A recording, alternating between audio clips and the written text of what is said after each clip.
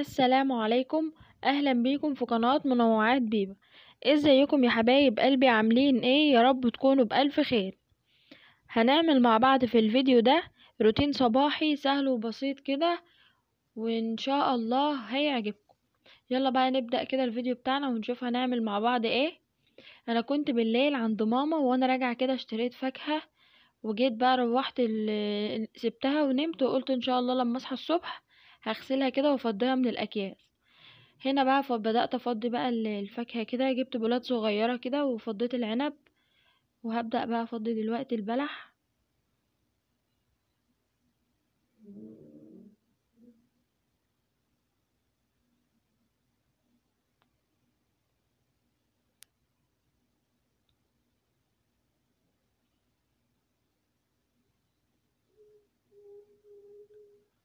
بعد بقى ما فضيت العنب والبلح هبدأ افضي برضو التفاح من الكيس بتاعه.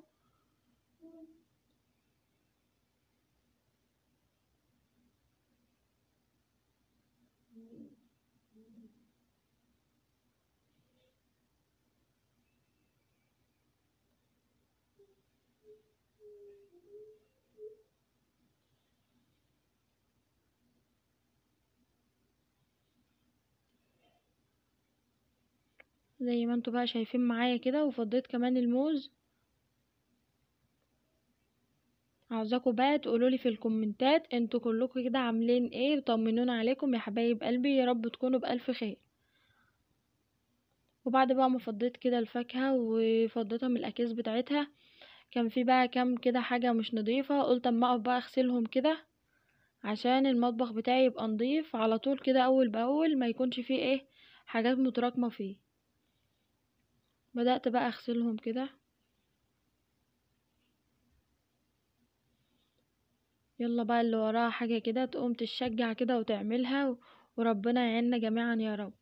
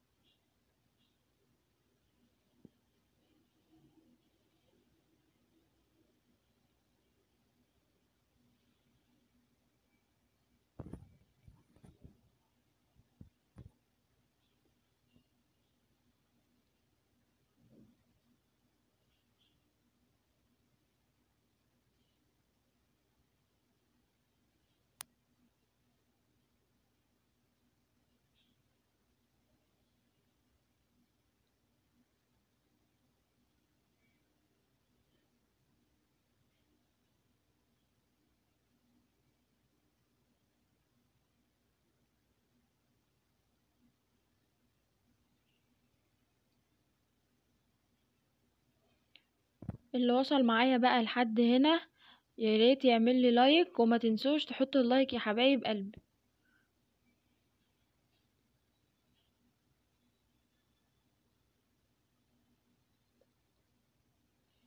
خلصتهم بقى كده وغسلتهم كلهم، هبدأ بقى اشطف كل اللي انا غسلته زي ما انتوا بقى شايفين معايا كده.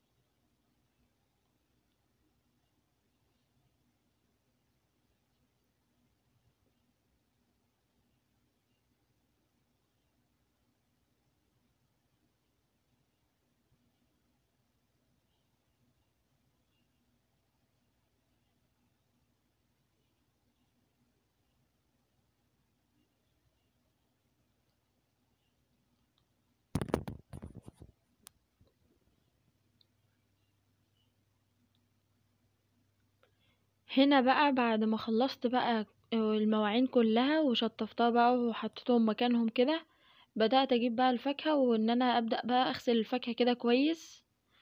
غسلت التفاح كويس والبلح والعنب كمان غسلتهم كويس.